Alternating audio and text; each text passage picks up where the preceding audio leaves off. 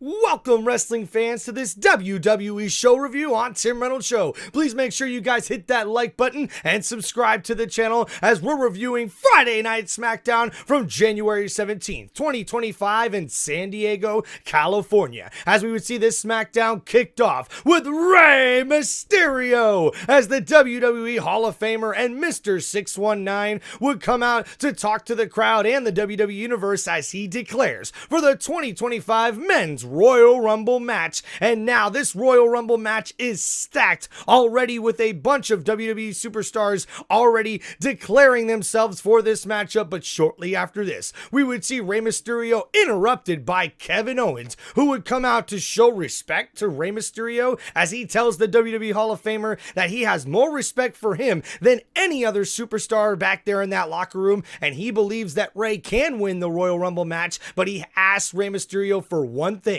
if he will please pick him to face at WrestleMania in the main event, because Kevin Owens believes he will defeat Cody Rhodes to become the undisputed WWE champion, as he holds up the Winged Eagle title championship belt that he stole because Kevin Owens believes he's the true WWE champion. But Rey Mysterio disagrees with this statement, telling Kevin Owens this, but saying, hey, if you do beat Cody Rhodes at the Royal Rumble, I would be more than happy to fulfill your quest for a match at WrestleMania. But after this, we'd see Kevin Owens lose his mind once again as he would then attack Rey Mysterio, but then Rey would attack right back, and this would set up a meeting backstage, as we would see later on Rey Mysterio talking to General Manager Nick Aldis, looking for a match against Kevin Owens, and General Manager Nick Aldis would agree with Rey that that match needs to happen, and he makes it official, as we will see Rey Mysterio go one-on-one with Kevin Owens for the first time in his WWE Hall of Fame career, and now Kevin Owens has to prepare for a match that he wasn't prepared for here on this night. Then joining this conversation would be WWE Champion Cody Rhodes as he walks out of the trainer's room, and he tells General Manager Nick Aldis that he has been cleared to compete after suffering that neck injury by the hands of Kevin Owens at Saturday night's main event. And with that clear bill of health, we see General Manager Nick Aldis is trying to tell Cody Rhodes that he may need to step back a little bit and make sure he's ready to go at WWE's Royal Rumble. And we would see Cody Rhodes apologize to Rey Mysterio, saying, hey, I seen what happened out there, man. I'm sorry I couldn't come out to help you.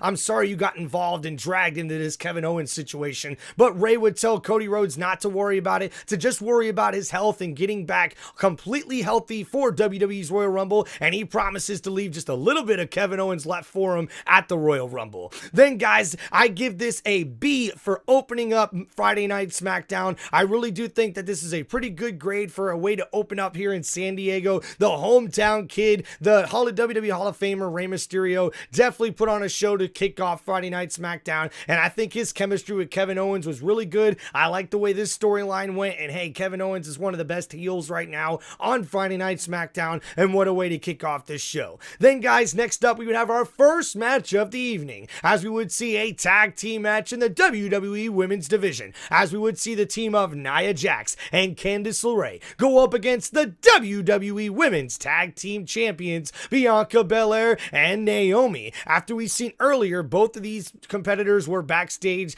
as these teammates were trying to get on the same page, especially after being in a fatal four-way #1 contenders match last week against each other. But now they got to focus on being tag team champions once again and being on the same page as a team, as they would compete in a very good tag team match against the team of Nia Jax and Candice LeRae, who have really worked together here in the last few months as a duo. But in this tag team match, we would see the WWE Women's Tag Team Champions come out on top, as Naomi would get the pinfall victory here after we seen a leg drop from Nia Jax on her own partner, and because of that, Naomi was able to take advantage. And guys, I give this match a D. I don't think it was a very good match back and forth. It looked like Nia Jax and Candice LeRae were still trying to work together a little bit as far as their double team moves, and I thought the wrestling inside the ring was a little sloppy, and Bianca Belair seemingly just dominated this matchup for the most part, and Naomi came in at the end with some very flashy moves to get the victory for her team. So that's why I give this grade a D for this first match on Friday Night SmackDown.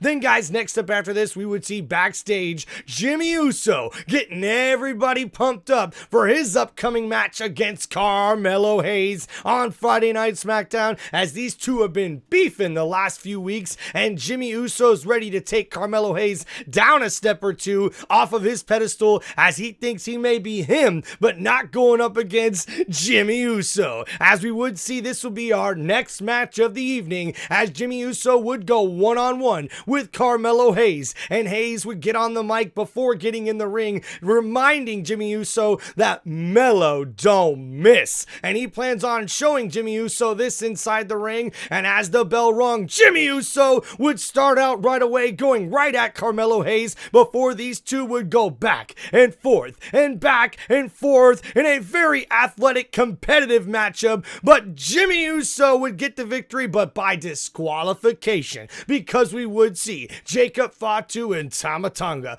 come out and attack Jimmy Uso in this match. And Carmelo Hayes is so full of himself. He thought, oh yeah, these guys are on my side. What's up, teammates? That's right, beat his ass, let's go. But guess what? Carmelo Hayes found himself getting his butt kicked also, as he got attacked by Jacob Fatu as well, laid out. And after this, we would then see Solo Sikoa return to Friday Night SmackDown, as this is the first time that we've seen Solo since Monday Night Raw's debut on Netflix, as he lost the Tribal Combat match to Roman Reigns and also lost the Ula Fala, which means he's no longer considered the Tribal Chief. As he would come out to the ring and be handed the mic by Jacob Fatu, we would see Solo drop the mic and walk away. Not a word said, nothing besides taking his red coat off and walking out on his brethren Jacob Fatu and Tama Tonga, leaving them inside the ring. And that's when we would see Jacob Fatu would grab the mic, as he had a lot to say, saying he is sick and tired of the disrespect, saying this is how it's gonna be. Well, if you guys thought I was just crazy before, you ain't seen nothing yet, because I'm just getting started. And then we would see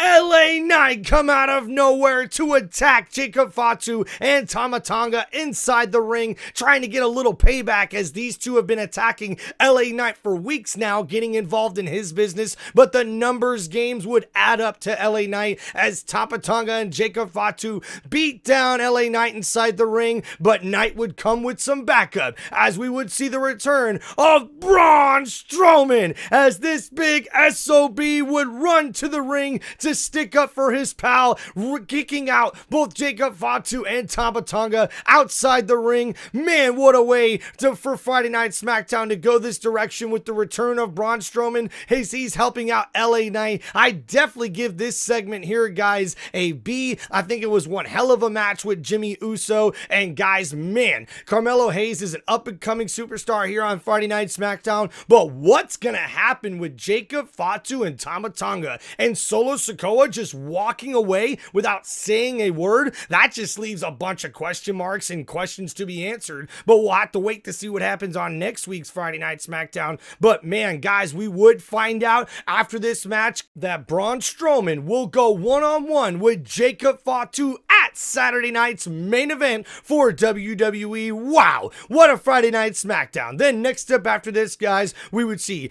our next match of the evening, a WWE Tag Team match in the men's division, where we would see the Motor City Machine Guns, Chris Sabin and Alex Shelley, go up against the team of Los Garza. And we'd have a really good back and forth matchup, but we would see the team of Pretty Deadly come out and get involved in this matchup after they've had a bit of a beef and run-ins, not only with Motor City Machine Guns, but also Los Garza the last few weeks. And the Motor City Machine Guns would take advantage of the distraction and interference from Pretty Deadly and get the victory over Los Garza of Lagardio del Fantasma. And they were not happy about it, as we did see backstage Pretty Deadly was confronted by DIY, the WWE Tag Team Champions, saying, what the hell are you guys doing out there? Are you trying to help us out or not? not. Now you're putting the Motor City Machine Guns right in the title competition window. What the hell is wrong with you? Guys, stay out of our business, as Johnny Gargano would say. Hey guys, Ciampa's just trying to stick up for you guys and show you some tough love. You gotta show us that you're worth a tag team title shot. And we would see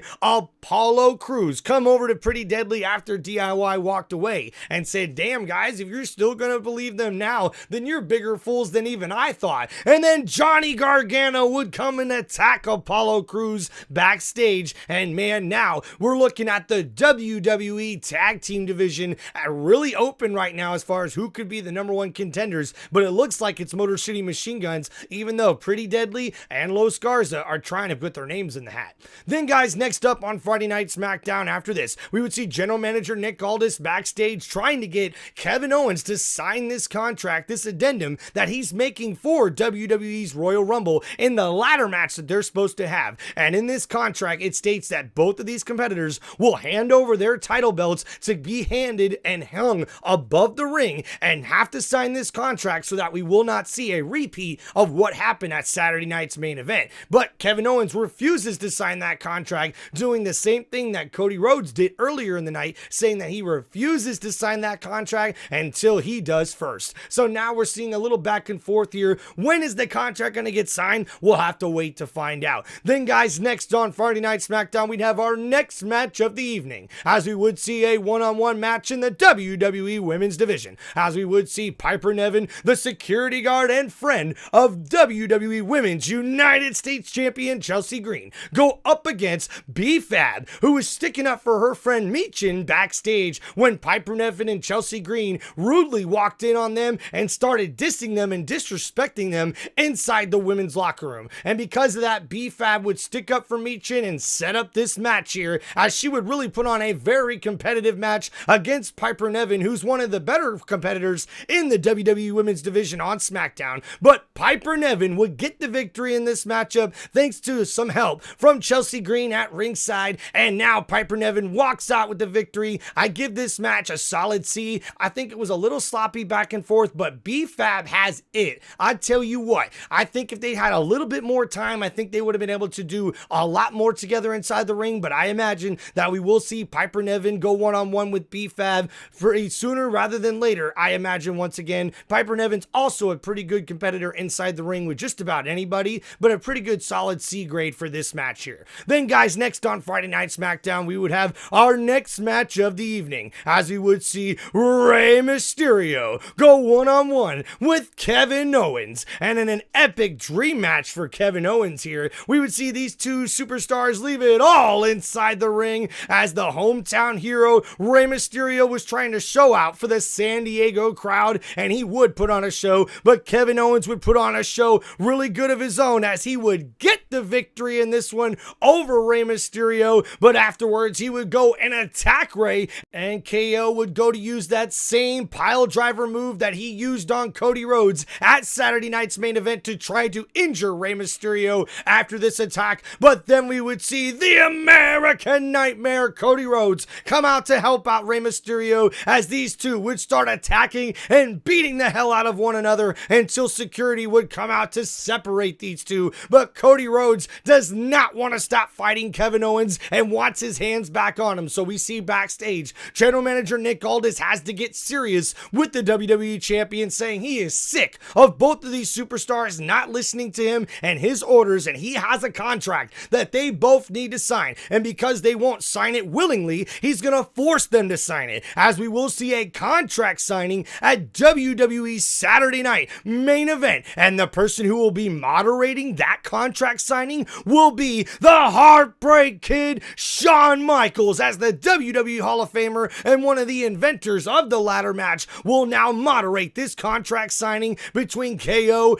and the American Nightmare. Saturday night's main event is looking stacked now for the WWE, and what a Friday Night SmackDown. As we see next up after this, we would have our main event of the evening, as we would see the WWE Women's Champion Tiffany Stratton go one-on-one with the number one contender Bayley, as this match would be for the WWE Women's Championship. And guys, we would see one epic back and forth matchup here. An incredible main event as we see Tiffany Stratton really successfully defend her Women's United States Championship for the first time, even though Bayley put up a hell of a fight. Close to her hometown, it would not be enough as Tiffany Stratton would hit the prettiest moonsault you ever did see, and she gets the pinfall victory to remain the WWE Women's Champion. And what an incredible way to end Friday Night SmackDown. I definitely give this main event match a solid B. I think these ladies showed they had very good chemistry inside the ring, and Bayley's one of the better women competitors